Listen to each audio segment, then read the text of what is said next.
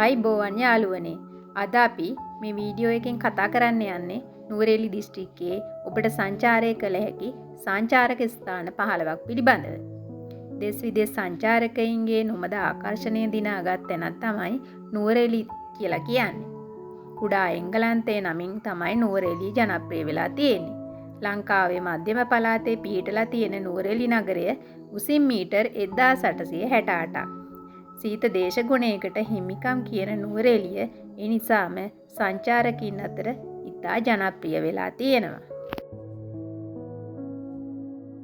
ඔබට හඳුන්වා දෙන පළවෙනි ස්ථානය තමයි සීතා අම්මාන් කෝවිල.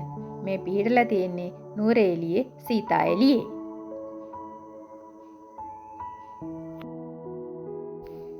දෙක හග්ගල උද්භිද උද්‍යානය මුහුදු මට්ටමේ සිට මීටර් 1745ක උසින් පිහිටලා තිබෙනවා.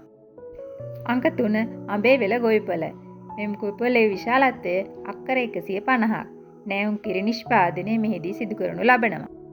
සෙන්ට් ක්ලෙයාර් දිය ඇල්ල හැටන් තලව කැලේ ප්‍රදේශයේ පිහිටා තිබෙනවා.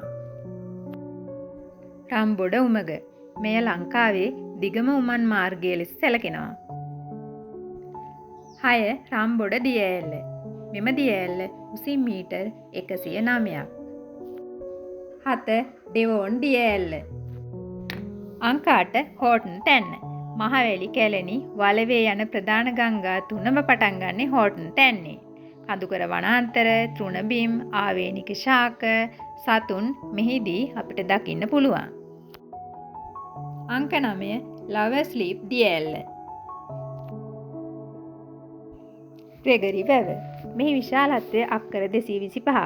ජල ක්‍රීඩා කිරීමේ පහසුකම් වැනි විවිධ දේවල් මෙහිදී දකින්න පුළුවන්. අංක 11 නුවරඑළිය තැපැල් කාර්යාලය. ලංකාවේ පැරණිම තැපැල් කාර්යාලය මෙම තැපැල් කාර්යාලය.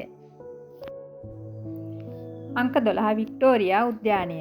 මෙම උද්‍යානය අක්කර 27ක්. නොයෙකුත් මල් වර්ග, අලංකාර මල් ගොමු මෙහිදී ඔබට දකින්න පුළුවන්. අංක 13 දම්රෝ තේ කර්මාන්ත ශාලාව.